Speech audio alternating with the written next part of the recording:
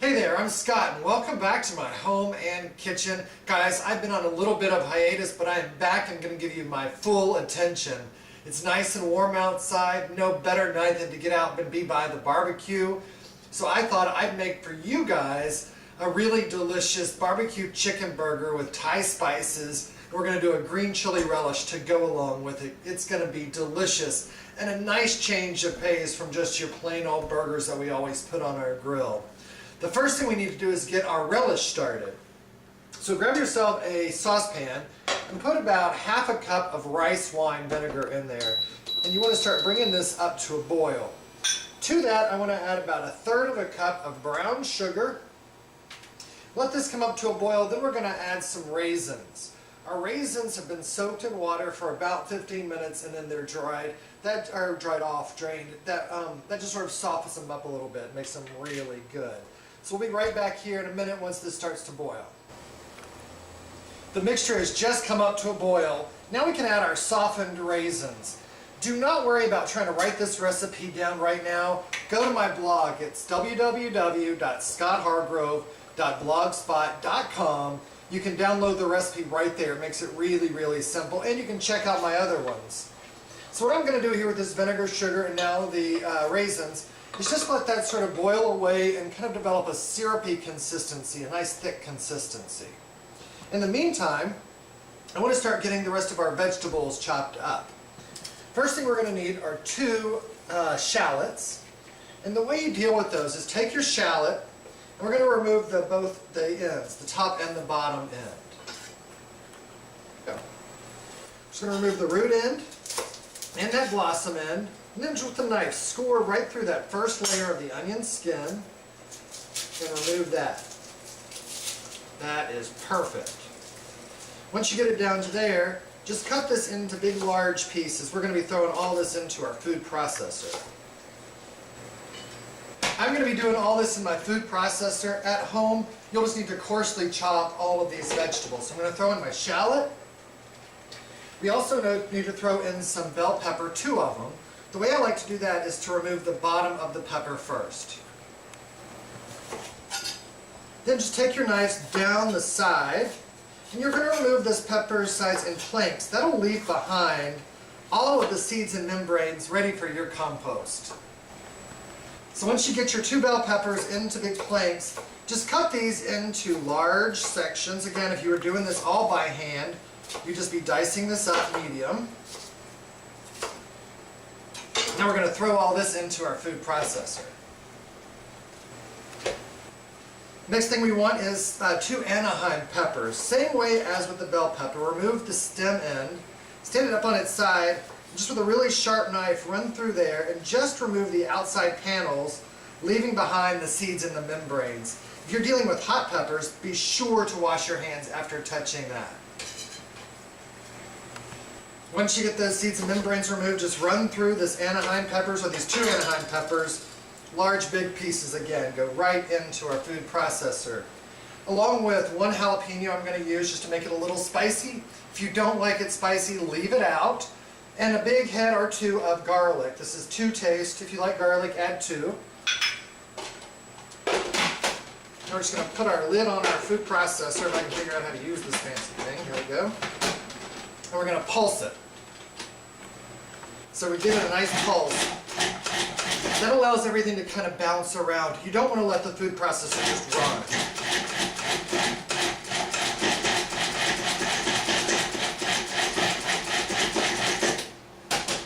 Perfect. So our sugar and vinegar solution is nice and thick. So just take a look in there, look how thick and syrupy it is. You can see the bubbles starting to set up, and that's going to be a good indicator. Just pour all of your good chopped up vegetables right in there. There you go. And give this a stir all up into your sugar and vinegar. We're going to turn the heat down here and just let this sort of simmer away for about 15 minutes. Alright, our mixture here has been boiling for about, or simmering for about 7 minutes or so. Perfect time, I'm going to add about 2 teaspoons of fish sauce. Go right in with that, give it a stir. Let this boil for 3 more minutes, and then take it off and let it cool completely. Then you're going to be ready to serve this with your burgers. Alright, now to get our burgers prepped up. Like I said earlier, we're making this with chicken. It makes it really good, a nice alternative to ground beef. But you can make this recipe with 1.5 pounds of ground beef. It'd be really good.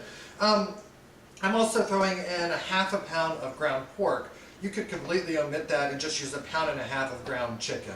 Whatever the case is, I have 1 pound of ground chicken, 1/2 pound of ground pork here in my bowl. I'm using my food processor again for this recipe. I did not even really bother to clean out the bowl because there's no need to. I can incorporate these same flavors into the inside of our burger that are in our relish. So in the bowl of our food processor, I have some red curry, and I have about 1.5 tablespoons. This can be to taste. If you really want a strong curry flavor to this, by all means add more. If you want it less spicy, add a little bit less curry. The next thing we want here is about 2 tablespoons of finely chopped up lemongrass. And I wanted to show you lemongrass is available in most supermarkets. It looks just like this. The thing you want to know about it is you want to start pulling off these leaves, especially when they're dry and sort of brittle. And that'll get you down to the nice sort of tender heart. This can all be discarded. It's down here where it gets nice and tender. You remove that bottom part of the root. You're going to want to wash this, and this is really what you're looking for, is that really inner heart part. Make sure you're not using this dry bits from the outside. Just an important thing to know. So we have our just about 2 tablespoons of our lemongrass. Goes right in there. Again, no need to write down this recipe if you're there scrambling with a pen and paper. Just go to my blog. It's www.scotthargrove.blogspot.com. You'll find these recipes and tons of other ones that will get you going in the backyard with your barbecues. The next thing I want to add is some turmeric. And we're going to add about 1/4 teaspoon of that. Beautiful golden color. That goes right in. The next thing we want is about 1 tablespoon of ginger. And I just want to show you, I teach a lot of cooking classes here in Portland, and people don't really know how to deal with ginger. The recipe here is calling for about 1 inch or 1 tablespoon. I just take a kitchen spoon, I remove all these little nodules, and then just with the side of a spoon, scrape the ginger, and that'll remove that little fine layer of tough skin and get you right down there to the meat of it. It's really what you want for the recipes. So we need about 1 inch piece of this ginger. I'm going to chop that off. Just kind of roughly chop it again. It's going into the food processor. And that's all going to go right into the bowl here. Next thing we need is 3 kaffir lime leaves. These are available at most Asian grocery stores. Each leaf looks like this. Beautiful flavor. So I'm going to add about 3 of those. Break them up a little bit. We need about 2 tablespoons of Thai basil. It's the beautiful basil you find at Asian markets that has this really beautiful purple stalk to it. So you need about 2 tablespoons of that into your food processor. Probably 1 tablespoon or so of cilantro. We're going to add 2 tablespoons of coconut milk, a pinch of cumin, and a pinch of coriander. And those spices can be added to taste. If you like more, by all means add more. So you kind of get the picture here. I'm building all my flavor in the food processor, then I'm going to mix it up in our meat. Grab some salt. We're just going to take a nice pinch of salt, and also some ground pepper. I'm probably going to start with about 1 teaspoon of that. Pour that right in. Now we're ready to put the lid on and get all this processed together.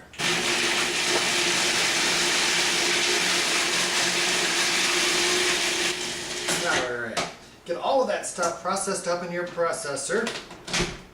Get the lid off. Now we're just going to scoop this right into our chicken and pork. Stuff from the lid. All these great flavors. Get in there with the rubber scraper is what I find works the best. all that out. Again, if you're not using a food processor, do not sweat it. Just chop everything up very finely with a knife and then create a paste either with a mortar and pestle or just with your hands and a spoon.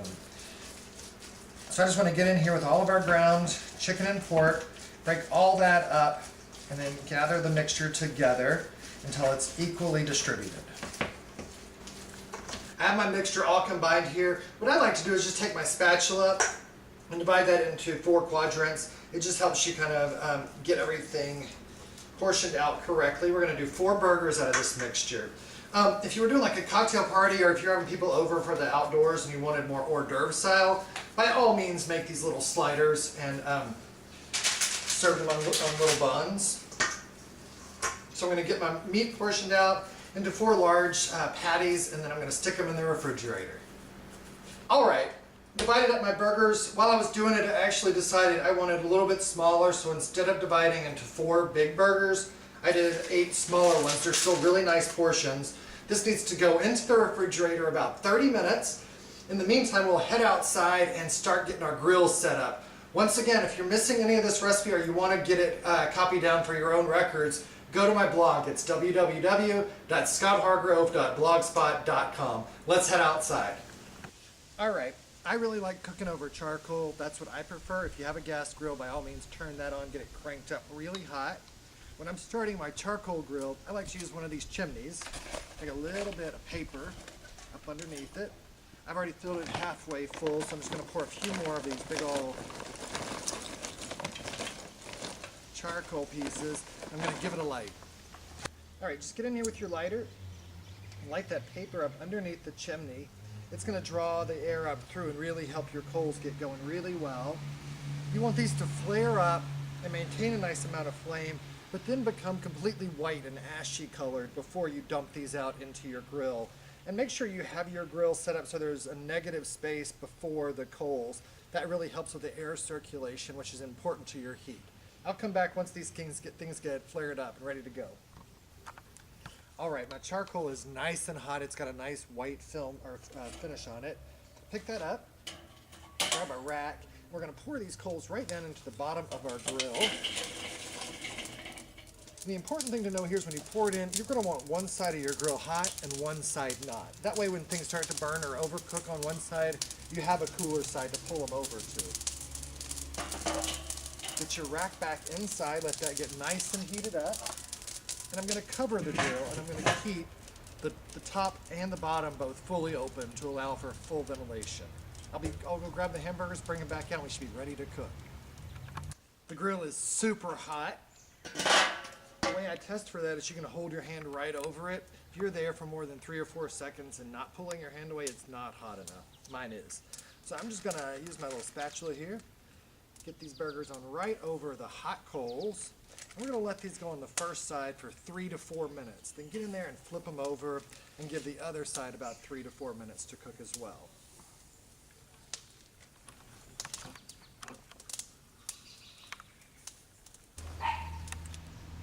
Alright, it's been about 4 minutes, ready to get in here. Perfect, they're looking really good. So get your spatula, go right up underneath, make sure it's not sticking to the grill, and give it a nice flip over. Like I said, we'll let them go on this side about 3 to 4 more minutes until they're cooked all the way through, then head inside and get them plated up. Alright, they've been in here a total about 8 minutes.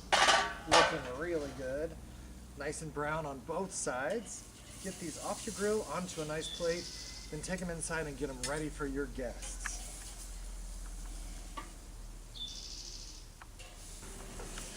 Alright, here we go, our barbecue chicken burgers. They look and smell delicious with the Thai spices and our green chili relish. To plate this up, I'm going to do it without a bun. If you were serving these regular hamburger style, definitely on a bun.